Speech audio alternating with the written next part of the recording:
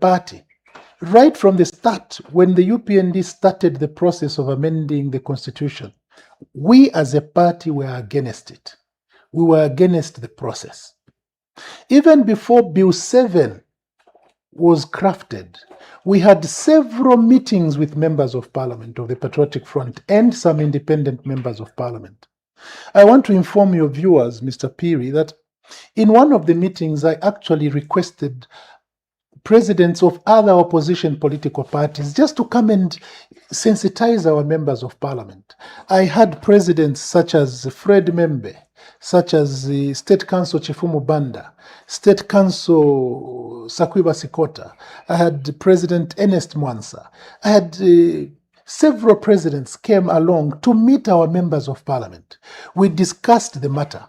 I again had another meeting with the members of parliament, and all of them were agreeing. It wasn't us, Central Committee, imposing on members of parliament. It was a process of dialogue and consultation.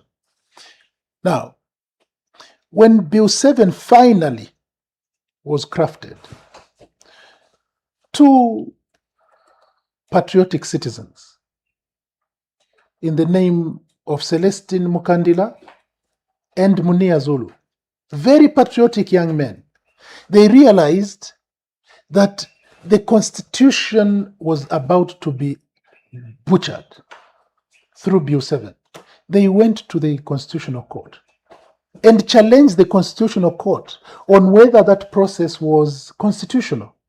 The Constitutional Court handed down a judgment where they said the amendment process being used through Bill 7 was unconstitutional.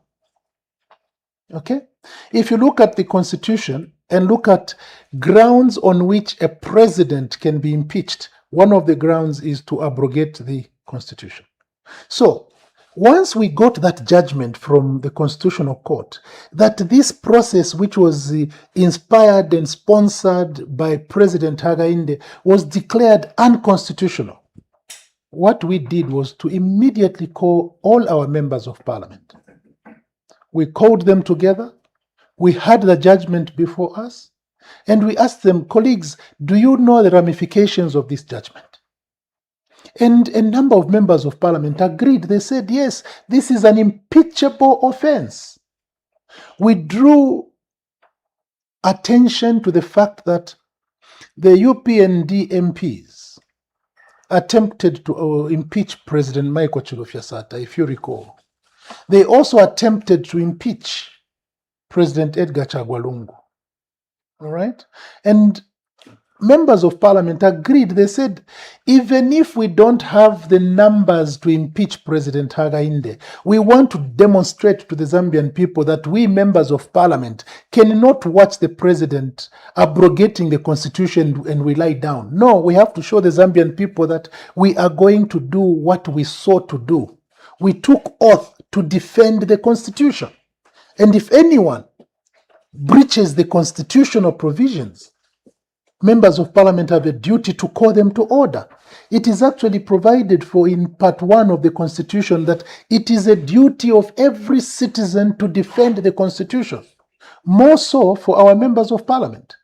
We even asked, I personally asked Celestine Mukandila, I said, Celestine, you and your friend Munia Zulu, you are the ones who went and caused the court to come up with this judgment. Can you, Celestine, draft an impeachment motion? He drafted the impeachment motion, which was presented in that meeting with all the members of parliament. And in all honesty, when I put the question, how many of you agree that we should go ahead with this impeachment motion? You sign it so that you debate it. There were only two who opposed. 2. Out of how many? Out of 52 at that time. 2 opposed. The others all agreed that yes, we're going to sign this impeachment motion. So it wasn't me, Mr. Piri. It wasn't the Central Committee alone. No, it was arrived at through consultation with members of parliament. What was absurd was that 2 weeks passed, and when I inquired, where is the impeachment motion? I was told, some members of parliament have told us, no, let me first go and study the whole impeachment before I can sign it. And the impeachment motion now is lost somewhere, and members of parliament have not signed it. I again convened a meeting with members of parliament, and I told them that, look, what you are doing is not acceptable. This was agreed by all of us. Further to that, when we saw that the government had decided to defer consideration of Bill 7, we again continued to have interactions with members of parliament. And you heard members of parliament having their own meetings. PF members of parliament, they were having their own press briefings and saying, all of us in the PF will not vote for Bill 7. So the question you asked, if you were president of the PF and I was your member of parliament, and you told me, can you vote in this particular manner, and I don't agree, I will say to you, Mr. President, I don't agree. All right? But as for me, if you say I don't agree, I'll bring the others together. And if the majority of you say we don't agree, then I'll have no other action except to go to the Central Committee and say, our members of parliament have these arguments. Can I bring the members of parliament to speak to you, members of the Central Committee, so that we compromise? That's what I would do. So if you were my president, I would encourage you to do that, to make sure that my views are also heard. And in this particular case, as I've illustrated, the views of the members of parliament of the PF were solicited and they were given to us, and we were in agreement. Now, that fateful Monday, when Bill 7 was voted upon in a very ridiculous manner, on a Sunday, if you recall, we convened a press briefing. Members of the Central Committee had gathered, and it wasn't me who pronounced that statement. It was the national chairperson of the party, Madam Jean Kapata. She said very clearly, in no uncertain terms, she said, all our members of parliament have resolved that they will not vote for Bill 7. However, we hear that some may have been compromised. That was the time when people were talking about members of parliament having been bought, having been paid 3 million, and so on and so forth. And she raised her finger and said, this is not a threat, it is warning. Whoever in the PF, among the PF members of parliament who's going to vote for Bill 7, they must consider themselves expelled.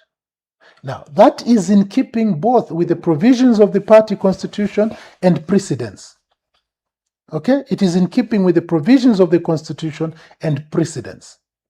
I'll remind your viewers that in 2009 or 2008, my memory deceives me on which particular year it was, you recall that there was the National Constitution Conference. And the Patriotic Front had members of parliament. We met again as members of parliament with the president, President Michael Chilufya-Sata. And we said, how do we handle the NCC? Central Committee plus members of parliament voted and said, we shall boycott the NCC.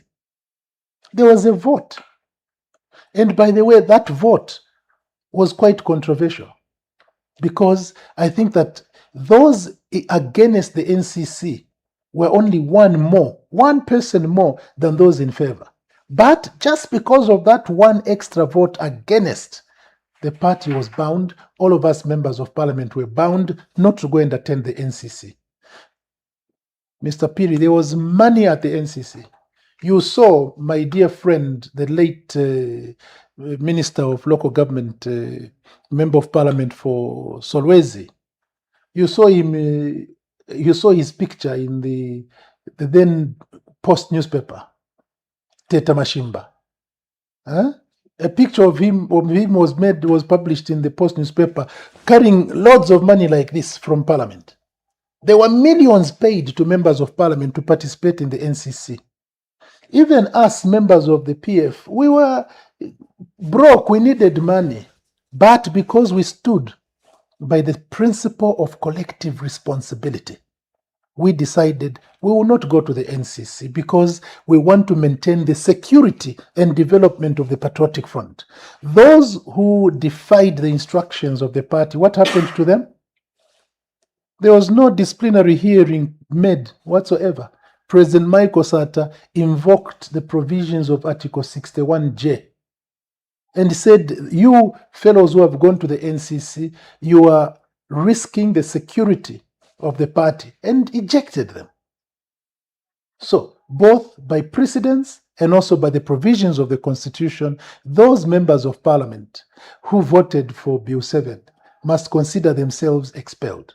Now, who are they? We don't have any documentary evidence up to now. There's been a lot of speculation. And yes, we saw members of Parliament who sat in Parliament at the time of voting. And when we add the figures, we see the tally. One can make a very intelligent conclusion, and one that can be supported, that those who sat in Parliament at the time of voting voted for Bill 7 because the numbers tallied. However, we have no documentary evidence because, and back to what I said, that ridiculous voting. Ridiculous because it is unprecedented in any parliament in the world, especially Commonwealth parliaments, that a vote of such nature is kept secret. Voting on matters like that in Commonwealth Parliament is of public interest. Isn't it up to Parliament to be able to publish who has voted yes or no? No. Is Parliament mandated to be able to produce the names? They are obliged. They are obliged to produce. So if Parliament does not produce the list of MPs who voted yes or no, it is illegal. That's illegal? It is totally illegal. Because all proceedings of Parliament are public. The only proceedings of Parliament which are in camera are proceedings affecting Parliament. When Parliament starts to discuss itself, those debates are in camera because those do not affect the public. Decisions that affect the public are open to the public. They are not making decisions for themselves. They are making decisions that impact society, and society must have the right of knowledge. Mr. President, before I bring in the public to come in, PF members across the country have been living in uncertainty regarding the date of the General Conference. When will it be held? To answer that question, let me take advantage and also answer the other question that many people are talking about. I've heard some people, even members of the Patriotic Front, saying we should have held this convention in 2022. 2022, yeah, it started, yes, and it's been dragged, delayed. Yes, that we should have held this convention in 2022. So, give me this opportunity to address that. Please. After President Edgar Chagwa Lungu decided that he's going on sabbatical leave, there was mounting pressure from individuals saying, now there is a vacuum at the presidency. And according to the Constitution, when the president resigns, we should have an extraordinary conference. That pressure led to the Central Committee agreeing that let us open up for expression of interest by those who intend to contest the presidency. Yes. They did not open up nominations. They opened up expression of interest. After having gone through that process, 9 members of the Patriotic Front paid their 200,000 kwachas as an expression of interest. Not nomination. Not nomination. Not nomination. Then we said, before we go to the conference, can we look at our constitution? And people said, our constitution requires refining, it requires reviewing. We spent a lot of time going through the constitution to come up with a draft constitution. It was agreed by the Central Committee that we are going to have a back-to-back conference. We start with the Constitution Review Conference, and after we've adopted the new Constitution, we give it a day or two for that Constitution to be deposited at the Registry of Societies. And then we come back and now have an elective Constitution. Because you cannot have an election based on a revised constitution which has not been deposited with the At the registrar. Registrar of Societies, yes. Now, it so happened that the date that we had set coincided with the date of the Umutomboko. And when we set that date, it was before the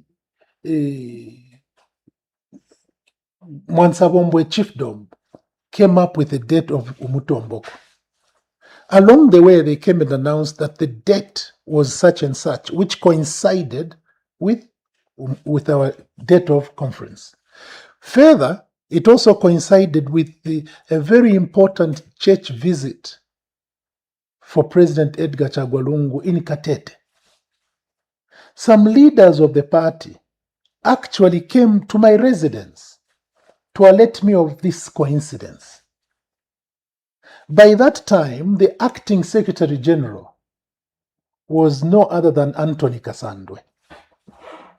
And they convinced me that we can't hold the conference at the same time that we have Umutomboko and a visit. Yes. And I said, in that case, I agree with you. Can you announce a postponement? After that postponement was made, soon after that, 24th of October, what happened? There was the Miles Sampa was abused, to use the right term, was abused, and came up with that coup. When you say Miles Sampa was abused, who abused Sampa to come up with a coup? The fingerprints and the footprints of Hakainde Hichilema and the UPND are printed everywhere in this, everywhere. And I've said this an upteenth time, that denial by UPND does not save them at all. It just makes them appear like people who think they can hide behind their little finger. Because as you were well aware, on that day, 24th of October 2023, President Hakainde was hosting Tanzanian president, celebrating Zambia's independence celebration. Who in this world has ever heard of any country which can allow an opposition political party to have such a big gathering as a convention when that country is celebrating independence? It doesn't happen, nowhere. That's one footprint. The second, you saw how ZNBC outside broadcasting equipment was at State House and shifted to go to Mulungushi just in time for the convention of Miles Sampa to start. Who could have commandeered that? Certainly Miles Sampa didn't have the capacity to do that. Number three, you saw how many police officers surrounded Mulungushi International Conference Center.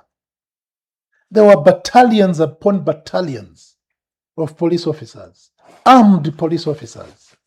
When have you ever seen police officers going to guard a convention of an opposition political party? Never. By the way, I also want to inform our members and inform the listening public that we had prior information about that meeting. And we sent our people to go into that meeting to go and challenge its legality.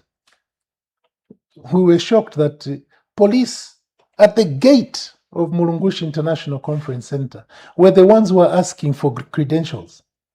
Can we see your credentials if you are invited to this meeting? That's how our people were turned away. Our members were turned away. Our youths were turned away. When have you ever seen police providing such important services to opposition political parties? Added to that, if you recall, the very next day, we were told that fingerprints of those who were elected at that convention had already been lifted by the police, and now the application for change of office bearers at Registry of Societies had been delivered. When has police ever worked in the night to pick fingerprints of people, even criminals? It never happens. But also the incidences at the Registry of Societies, that all show that President Hakainde Hichilema and his UPND machinery were involved in this. Has Miles Sampa ever been subjected to disciplinary after that ordeal? Miles Sampa, when he was going around and having all these issues, he obviously put the party in disarray. But as God would have it, the Holy Spirit must have reached Miles Sampa. He himself realized that what he had done was not in the interest of the party. And at that time, if you recall, we had already announced that Miles Sampa was no longer in good books with the party. You may recall that it was actually I who suspended Miles Sampa. And after that, they were all protracted court cases. But when he himself realized that what he had done was not in the best interest of the party, what did he do? He went and reconciled with his uncle or elder brother, Edgar Chagwalungu. We saw those pictures, yes. He reconciled with the president of the party. And the president of the party informed us, I have reconciled with my young brother. My young brother wishes to come back to the fold. And as forgiving as Edgar Chagwalungu was, and as embracing as we are in the party, all of us in the Central Committee said, yes, welcome back. Come back, Miles.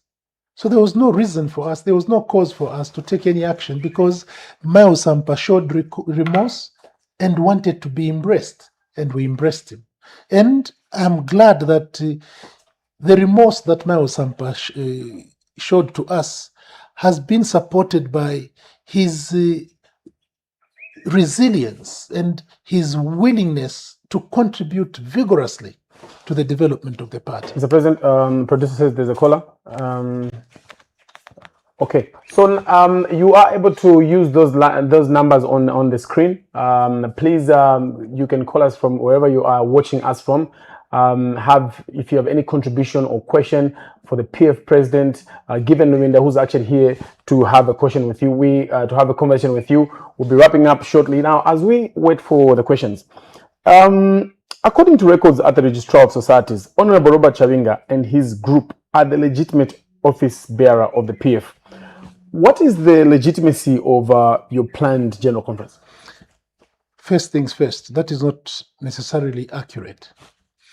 The Registrar of Societies record was supposed to have been amended after the High Court ruled that Chavinga and Ngona were rightly expelled by Miles Sampa. Miles Sampa obtained a judgment in his favor against Chavinga and against Ngona. Now, it is just that the Registrar of Societies is weaponized against us. This is the reason why they have not effected that.